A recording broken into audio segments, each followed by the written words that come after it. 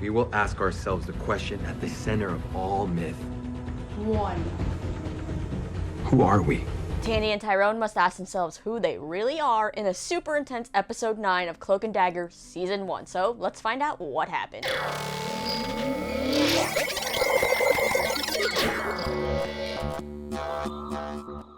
What's going on, you lovely people? Lisa here, and welcome back to another episode of my recap show. So first things first, get excited, Cloak and Dagger fans, because it was announced over the weekend at Comic-Con that the show has been renewed for Season 2. Now, we don't have a ton of details, but we do know one thing, and this might be a spoiler alert to some of you, so you might want to fast forward a little bit if you don't want to know what's happening in the show. So, they teased the show for Season 2 saying that mayhem is coming, basically.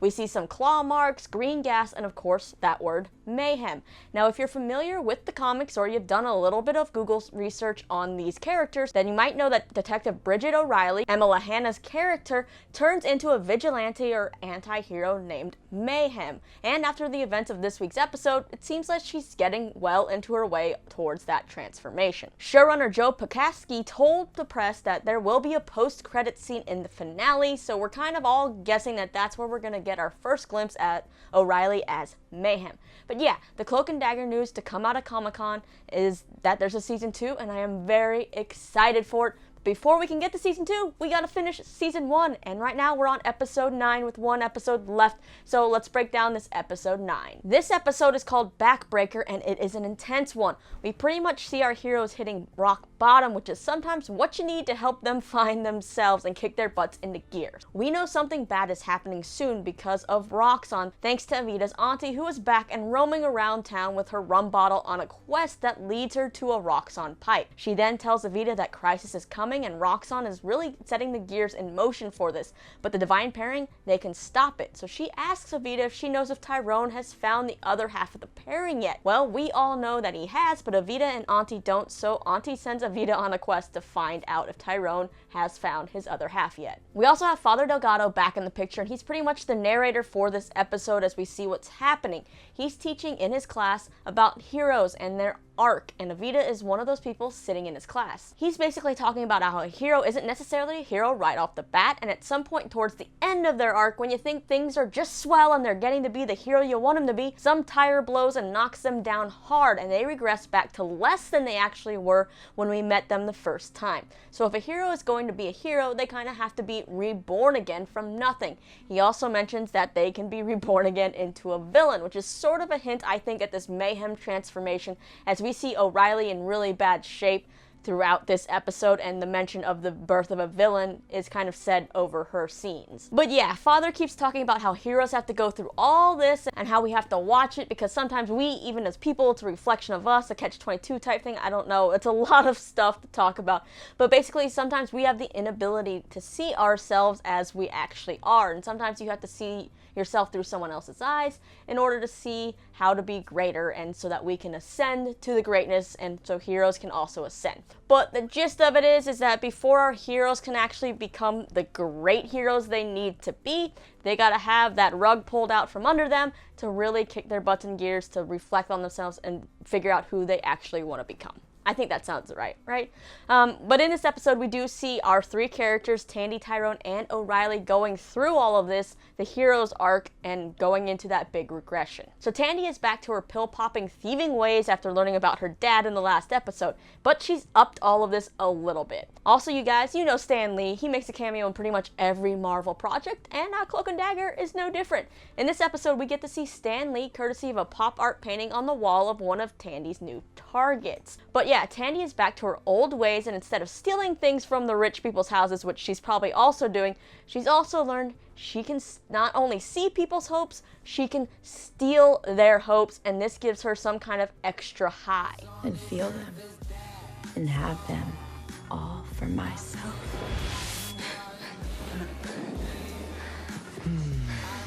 When Tandy goes to brunch with Mina the next day, she learns that Ivan will be joining them, and seeing Ivan and Mina happy together just kind of ruins Tandy's mood even more, especially when Ivan says how great of a guy Nathan was. Keep in mind here that Tandy does not know exactly for sure if what she saw in that vision is 100% true because she hasn't bothered to talk to her mom yet. Anyway, when Tandy is in the kitchen, Mina walks over and actually offers Tandy a job. And my thought here is, aren't Tandy and Tyrone supposed to be around maybe 16 or 17? I think Tandy and Tyrone are supposed to be the same age, right?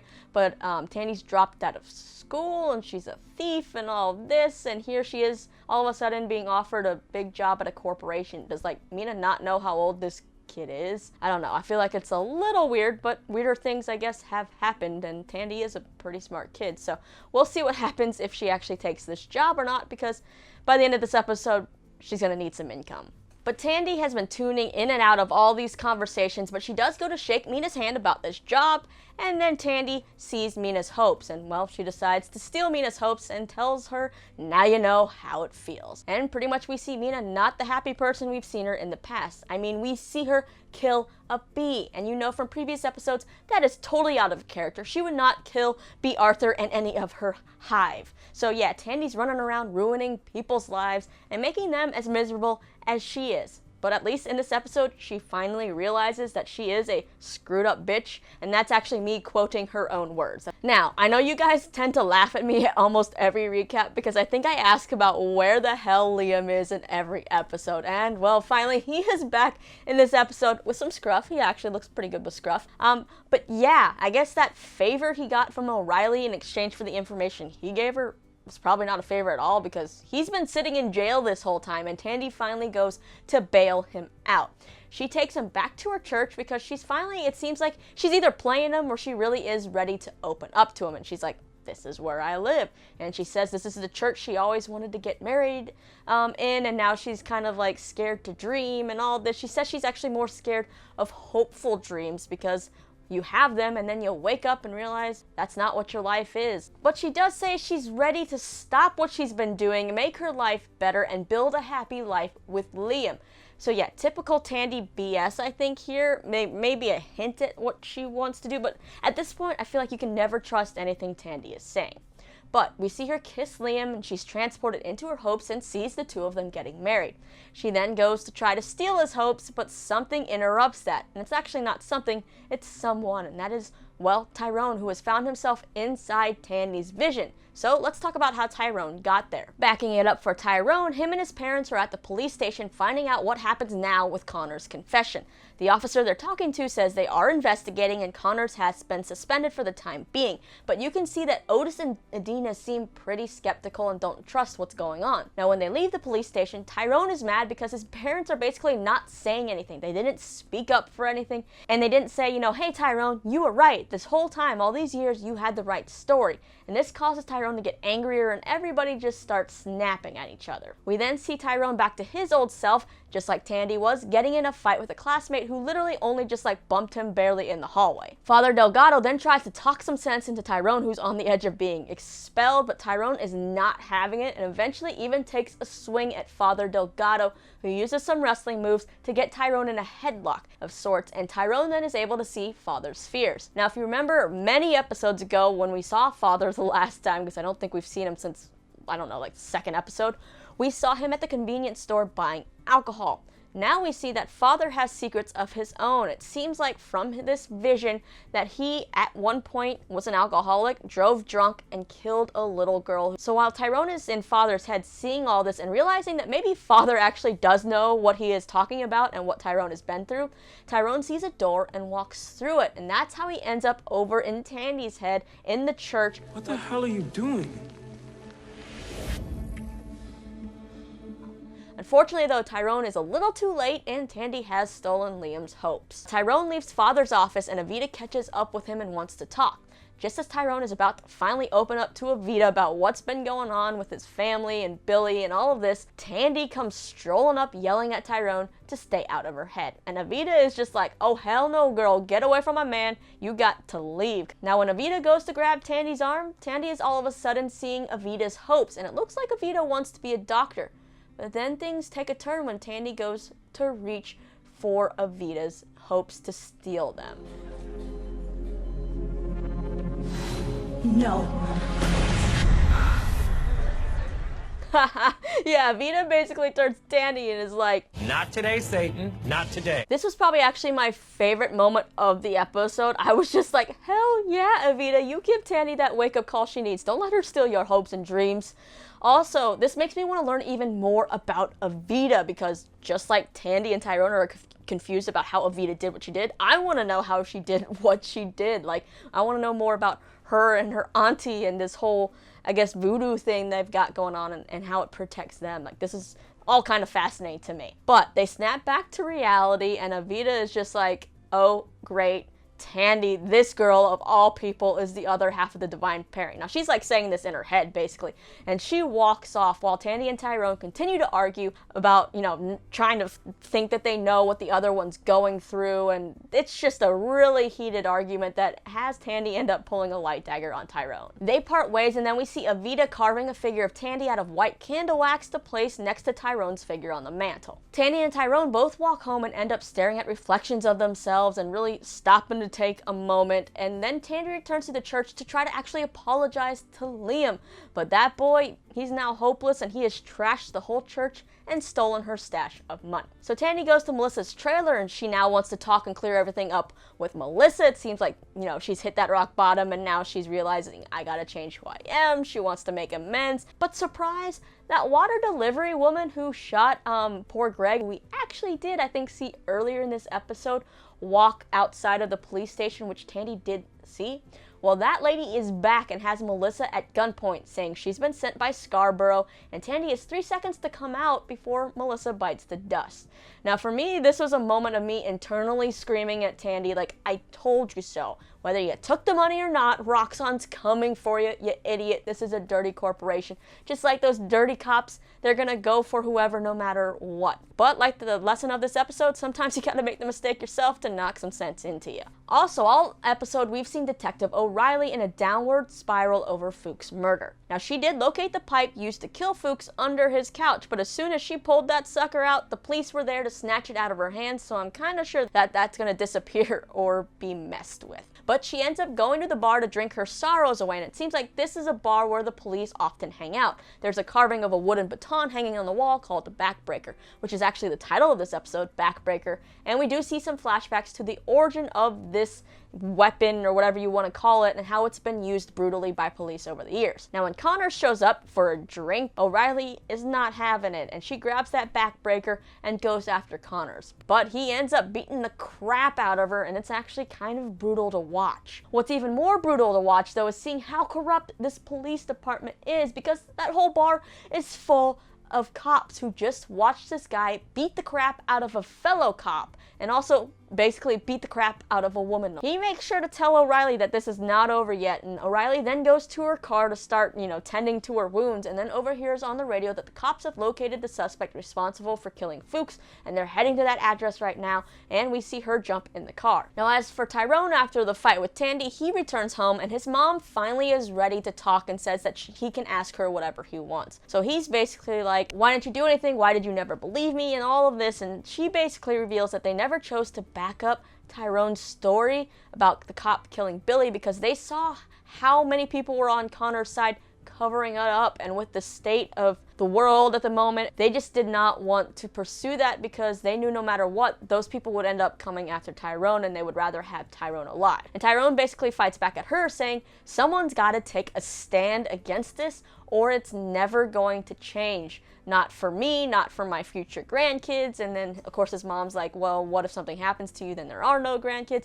But Tyrone's basically saying that if someone's going to take a stand to try to cause change, that he's going to be the one to take up that mantle. Then the cops and the SWAT team show up, killing the mood, and we learn that it is Tyrone they are after for the murder of Fuchs, which is no surprise here. And we see Adina tell Tyrone to escape, and he goes out the window. I guess he wasn't ready to just teleport out of there, right? You'd think that this is a time of crisis, his powers keep him safe, he would have immediately teleported, but instead he goes out of the window, which you think they would have the whole house surrounded and all the windows covered. So I feel like he wouldn't get that far if he just walked out of the window. But yeah, so the episode actually ended with the Tandy scene and the delivery woman counting down from 3, and Tandy's hands starting to light up like she's going to throw a dagger at this woman, which I hope she does. And we overhear Father Delgado posing the question of how, when the tire blows, you have to ask yourselves who we are. So this is the time we can really see Tandy become the hero and save her mom, hopefully, and then maybe Tyrone, he's going to teleport the hell out of wherever he's going, and maybe they're going to be brought together again. Now, the other big thing to happen in this episode is Mina goes to check on one of the Roxxon pipes per Peter Scarborough's orders because something has all of a sudden caused a spike in energy or something and is causing red flags. So Mina goes to check on the pipe. There's already 2 dudes there, including that douchebag from a few episodes back. And, well, just like in Ivan's Hess recurring nightmare we saw, that pipe blows up, gas comes out, and turns those 2 dudes into terrors who start running after Mina. In this episode, we also saw Tyrone's mom, Adina, receiving a press release for Roxxon's new drilling project being approved, and she did not seem happy about that press release at all, and she was seen yelling at someone. So yeah, these Roxxon pipes, they are no bueno, and Auntie is right with her inkling here. But yeah, I feel like I've been rambling so much about this episode. It doesn't sound probably as intense as if you actually watched this episode, so I do highly recommend going to watch this episode. I know I have people that have said they only watch my recaps, they actually don't watch the episodes, but I feel like this one is one you should probably watch.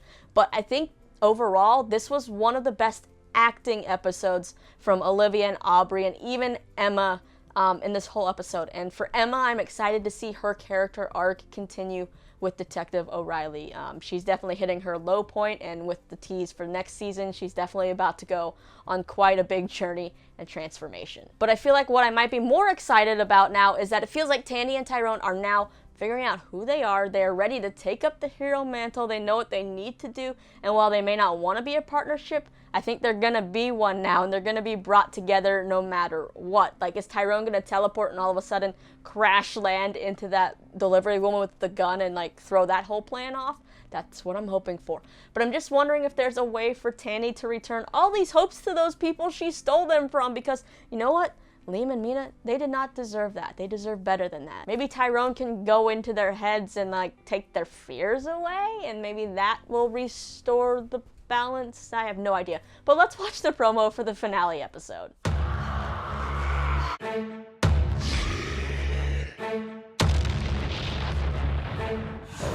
Every time the city's been struck with a catastrophe, it's always come down to 2 people. You ready to do this? Yeah. You should be very, very afraid.